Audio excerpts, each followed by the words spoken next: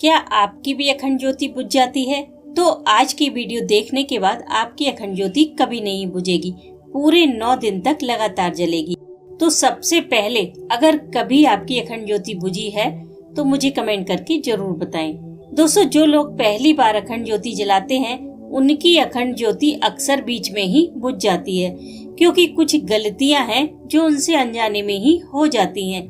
देखिए, अखंड ज्योति पूरे 9 दिन तक जलती है, दिन रात लगातार। तो हमें कुछ प्रिपरेशन भी करनी पड़ेगी ताकि दीपक अखंड जले। तो उसके लिए आप इन 8 बातों का ध्यान रखें। पहली बात कि अखंड ज्योति जलाने के लिए जो दीपक आप लेते हो उसका साइज बड़ा महत्व रखता है। तो आप जब भी दीपक लें, इतना बड़ा दीपक लें कि उसमें 1.5 कप तेल आराम से आ जाए। इतना बड़ा दीपक 7 से 8 घंटे तक आराम से जलता है, क्योंकि कई बार हमें ध्यान नहीं रहता तेल डालने का, या फिर रात में हमारी आंख लग जाती है, नींद आ जाती है, तो हम अखंड ज्योति को नहीं देख पाते। तो ऐसे में अगर दीपक बड़ा होगा तो पूरी रात आराम से जलता रहेगा। या फिर आपको नवरात्रि के बीच में मजबूरी में 2-4 घंटे के लिए कहीं बाहर जाना पड़े तो आप दीपक की लौ से फूल हटाकर उसमें तेल भर दें और कवर कर दें, और माँ से प्रार्थना करें कि हे माँ, हमें मजबूरी में कहीं बाहर जाना पड़ रहा है, आप इस ज्योति का ध्यान रखना।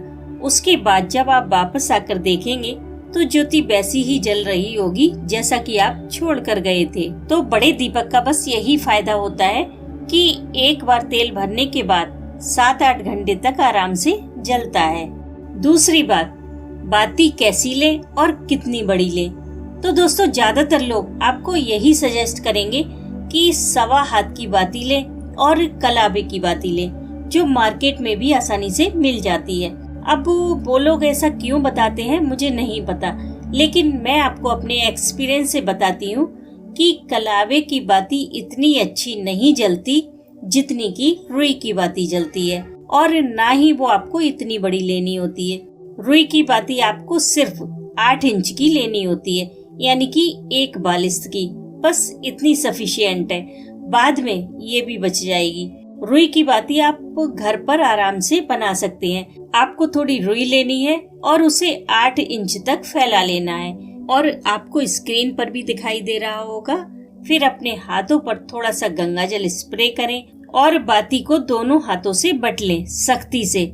जरूरत पड़े तो और गंगाजल भी लगा सकते हैं, और तब तक बटें जब तक कि वो एक टाइट रोप की शेप ना ले ले। उसके बाद इस बाती को रात में ही अखंड ज्योति में लगाकर रख दें, लेकिन ध्यान रखें कि रात में तेल नहीं डालना है। तेल आप सुबह डालें, क्योंकि आपने इसमें गंगाजल का इस्तेमाल किया है। सुबह तक गंगाजल सूख जाएगा, फिर सुबह तेल डालकर इसे जलाएं। बाती को हमेशा गंगाजल लगाकर ही बनाएं।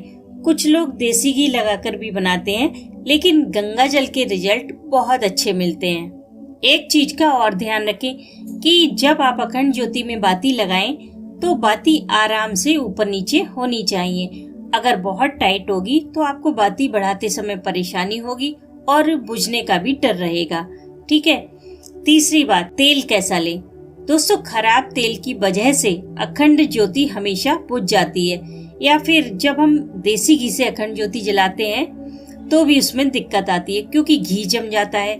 इसलिए आप जब भी अखंड ज्योति जलाएं हमेशा तिल के तेल की ही जलाएं, लेकिन तिल का तेल आप कभी भी खुला ना लें, और ना ही किसी लोकल ब्रांड का लें। अखंड ज्योति जलाने के लिए तिल का तेल आप हमेशा पतंजलि ब्रांड का ही लें। इससे अखंड ज्योति बहुत अच्छी व चमकदार जलती है। अगर किसी खराब ब्रांड का लेंगे तो उसमें कार्बन बहुत निकलता है, जिससे कभी कभी हमारा पूजा घर भी काला हो जाता है। इसलिए अखंड ज्योति अगर आप जला रहे हैं तो तेल पर जरूर ध्यान दें, और दीपक में तेल हमेशा भर कर रखें ताकि फूल कम से कम आए। चौथी बात जिस पर आपको बहुत ध्यान देना है, और वो है अखंड ज्योति पर फूल बनना। दोस्तों, जब पूरे 9 दिन तक अखंड ज्योति जलाते हैं तो थोड़े थोड़े समय के बाद ज्योति की लौ पर फूल आ जाता है, जिसे हमें हटाना होता है, नहीं तो ज्योति कम जलने लगती है। लेकिन लोग यहीं पर एक सबसे बड़ी गलती करते हैं कि उस फूल को चिमटी से हटाकर उसी तेल में झाड़ देते हैं, या फिर गलती से वो फूल अखंड ज्योति के तेल में गिर जाता है। पूरे 9 दिन अखंड ज्योति जलती है तो रोजाना कई बार उस पर फूल आता है और हटाते समय अखंड ज्योति में गिरता रहता है। इससे तेल गंदा हो जाता है और ज्योति बुझने के चांस बढ़ जाते हैं। तो आप ऐसी गलती ना करें। जब भी फूल हटाएं तो एक छोटा चम्मच दूसरे हाथ में पकड़ लें और फूल हटाते समय लौ के पास सावधानी से चम्मच को ले जाकर चिमटी से फूल झाड़कर इसी चम्मच में ले लें, तेल में ना गिरने दें। और आपको स्क्रीन पर भी दिखाई दे रहा होगा, इसी तरह से आप फूल हटा सकते हैं। देखिए, थोड़ा बहुत फूल तो तेल में गिरेगा ही गिरेगा, आप कितनी भी सावधानी रखें, लेकिन कोशिश करें कि ज्यादा से ज्यादा फूल आप चम्मच में लेकर ही हटाएं। इससे ज्योति बहुत अच्छी जलेगी और बीच में नहीं बुझेगी। और 5वीं बात दोस्तों, अखंड ज्योति पूरे 9 दिन तक जलानी होती है, इसलिए हमें उसे कवर करके रखना होता है, नहीं तो पंखा चलने से या किसी के आने जाने से ज्योति बुझ सकती है।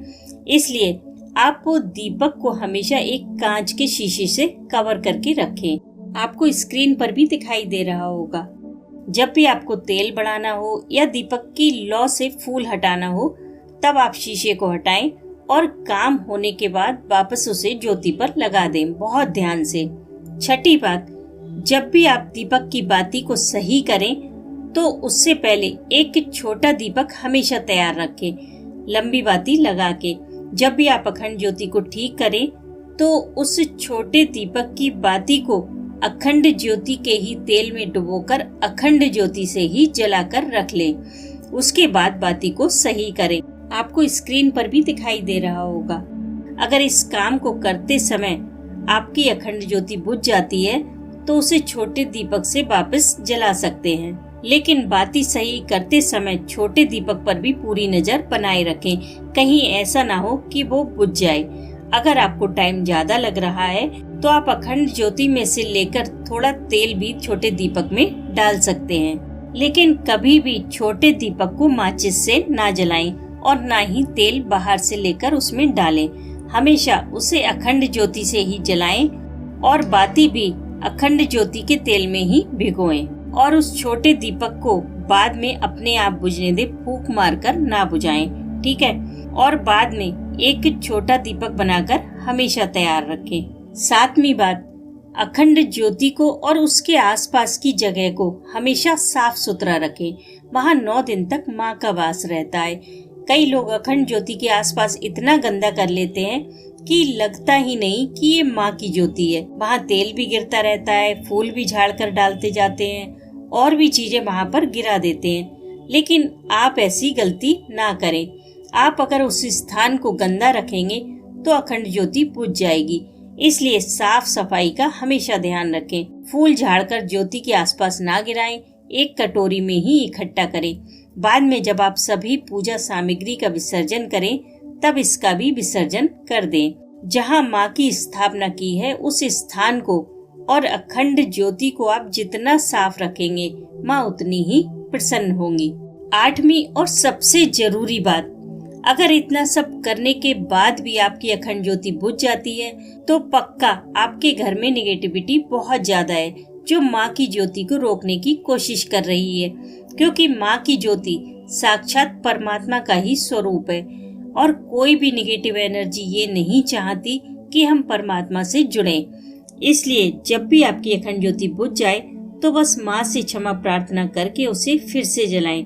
कोई भी नेगेटिव थॉट मन में ना लाएं और ना ही किसी नेगेटिव पर्सन से इस बात का जिक्र करें, नहीं तो वो आपको यही बोलेगा कि अरे ज्योति का बुझना तो बहुत बड़ा अपशगुन है, कुछ बुरा होने वाला है, लगता है माँ आपसे नाराज है, आपकी ज्योति खंडित हो गई वगैरह वगैरह। तो इससे अच्छा है कि किसी भी ऐसे व्यक्ति से इस बात का जिक्र ना करें जो आपको डराए, क्योंकि माँ आपसे कभी नाराज नहीं होती हैं, वो तो बस आपके भाव देखती हैं।